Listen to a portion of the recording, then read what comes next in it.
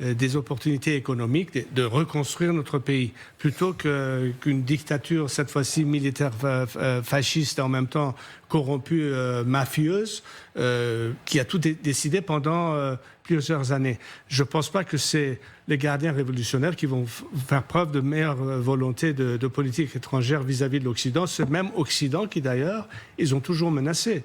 N'oubliez pas que la raison d'être de ce régime a été fondée sur une idéologie islamo-marxiste qui a amené ce régime en place, qui était par définition anti-occidental, comme ils disent, impérialiste, anti-économie de marché. Ça a toujours été un système extrêmement mafieux qui continue à tenir, mais à travers, encore une fois, le chantage et tout ceci. Une fois que vous avez vraiment une liberté d'expression réelle, une fois que vous avez un gouvernement qui, avant tout, songe au bien-être de la nation, plutôt que d'aller dans des aventures de guerre de proxy et à vouloir effacer un pays de la carte, ou alors commencer toute une barade anti-sunnite, parce que ce Khomeini, la première chose qu'il a fait, c'est mettre en question le rôle légitime de la famille saoudienne sur les lieux saints musulmans. Enfin, tout a commencé par là.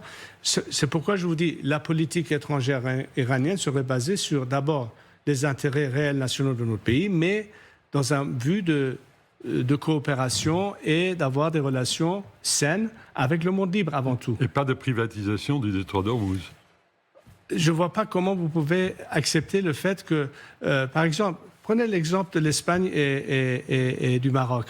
Est-ce que Gibraltar est une zone dans laquelle on va commencer à demander des tarifs pour les paquebots qui sortent? C'est la même logique. Depuis quand?